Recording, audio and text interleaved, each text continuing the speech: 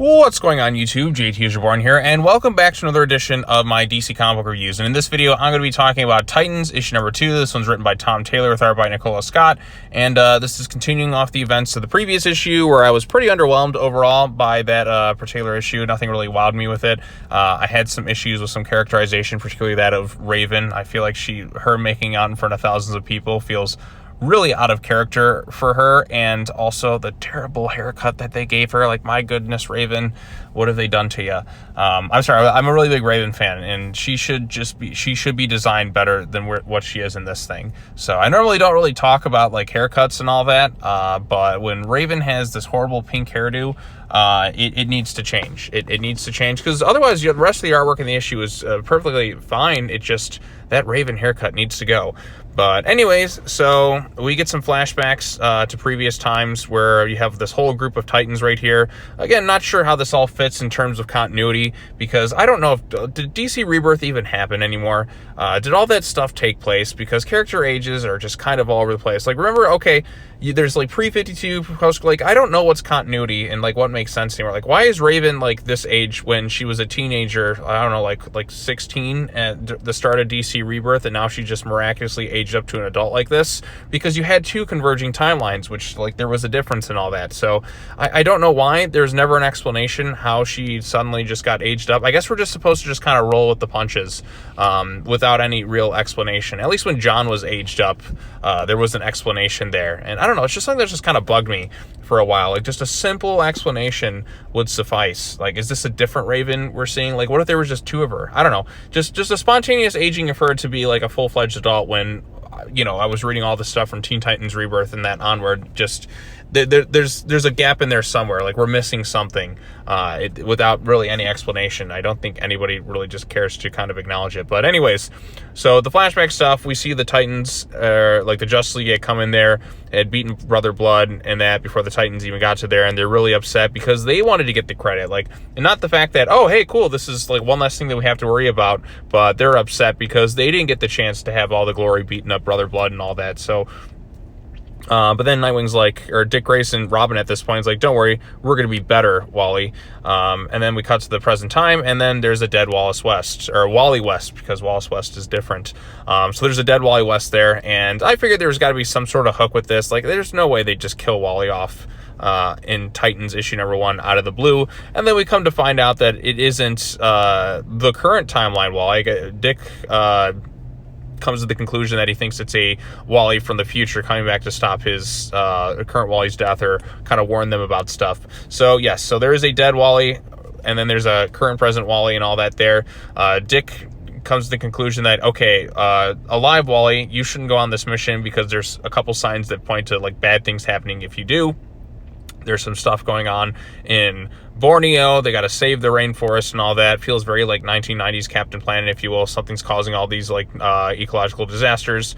Then, you know, Raven comes in. I mean, she gets some cool moments in here where she's opening some portals and all the water's coming through, and she's kind of stopping this stuff going on here.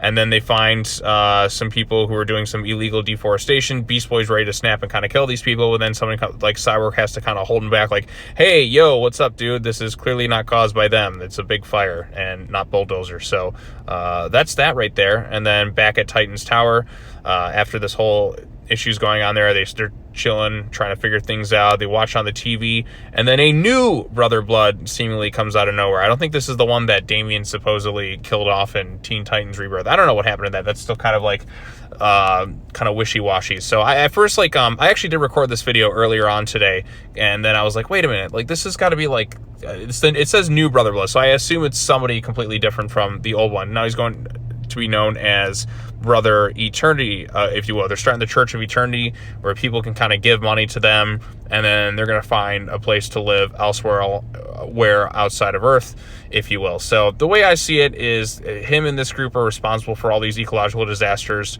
to try and like damage the planet so that more people will give money to their thing, and then they can go off planet and do their own thing or whatever. And then Tempest is seemingly joining the mix after he rejected them in the previous issue.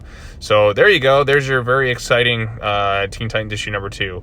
Just kidding. It's not all that exciting or that fully interesting. I don't know what's going on with this thing. Like, it's not really hooking me so far. The only kind of intriguing thing is Tempest being involved with Brother Eternity, if you will, not Brother Blood, because I think this is a different one. But other than that, it's just kind of a really, like, lackluster issue. There's nothing that exciting about it. I don't know what it is, because we had this whole fiasco with the Titans stepping up to take over in the place of the Justice League, because the Justice League disbanded in Dark Crisis, which still really kind of dumb. Why would you disband the Justice League after a crisis level event is beyond me, but it's their turn to take charge, and they're really just kind of dealing with Titan stuff, and that's about it. I figured they'd be facing off maybe some Justice League villains and all that, but again, this is a Titans book, so you're gonna face off against Titans. It feels like kind of stuff we've kind of done before, if you will. Characterizations, they're just kind of there. The stuff with the Raven's not as obnoxious as it was in the previous issue, if you will. But really, other than that, there's not this big exciting hook. Like, when I read this thing, I just wasn't like gripped from start to finish. Also, Cyborg's back on the Titans, even though he was like New 52, Justice League, and all that. See what I mean? When you go from like New 52 and Rebirth till now, you're trying to, like, I guess Dark Crisis or Death Metal or whatever it is, just kind of like unwinded all of continuity. But like, how can like you have all continuity when some things contradict each other? You see what I mean? I'm just trying to fathom how it all makes sense in my head. Like, I get things pre New 52 and then like post New 52 and all that, but or pre Christ, post Christ, whatever you want to call it. But just trying to unravel how things are lined up is still kind of the confusing part with me. It just feels like they're kind of just like do whatever in terms of continuity, trying to follow a lot of this stuff. But yeah, so I mean, the Wally dying thing, it's like a current Wally, I guess that's okay. But I mean, the issue itself, it just wasn't that exciting of a read. The artwork, like I said, is pretty nice for the most part, outside of Raven's terrible haircut, which they really should fix. I don't get why anyone thinks it's a good idea to have Raven go around with that hairstyle she had in the previous issue and now into this one. I feel kind of bad for Raven fans, because she never really gets anything all that exciting to do that much anymore. And I'm kind of waiting for, like, the last like really exciting thing she had, which was like when Marv Wolfman was writing her. I like that Daughter of Darkness angle. I want to see her maybe go off and do stuff with the Justice League Dark and do some exciting stories in that regards. I just feel like we haven't had anything like that in a really long time. And also, I just feel like the Titans books have just not been that great at DC for so long at this point. The only thing I know that'll probably come around to being pretty good is when Mark Waid writes that kind of flashback series, which we should be getting, I think, later on this year. So that at least has some intrigue. I think that should be pretty good, because I like the way the Titans were written in World's Finest and the flashback stuff there. Like, to me, that was an exciting story. But right now, with the current stuff with Titans, it's just kind of meh. Like, there wasn't anything that just kind of wowed me in this issue that has me just really excited to read what's next. And it's kind of a sad thing, because I want to love the Titan stuff. I really, really do. It's a not so exciting plot so far. I mean, again, it's only issue 2, so maybe things will pick up and get more exciting. But as it stands right now, I was just kind of underwhelmed or whelmed, if you will, by this issue. Don't think it's terrible by any stretch of the means, but I thought it was just kind of all right. Nothing that just really was grabbing me from start to finish. There's kind of one interesting thing maybe with Tempest, but we'll see kind of how things pan out, if you will. But yeah, I don't know. I don't really have much else to say about this particular issue. Nothing really is just infuriating me like in crazy, I guess, except for Raven's haircut maybe. But I mean, not much else though. I mean, it's just kind of an all right, I guess, issue, and that's about it. So yeah, I mean, that's all I really have to say. If you have any thoughts on this particular issue, well, I guess I like Donna Troy kind of taking a bit more of a leadership role, so I guess that was kind of neat.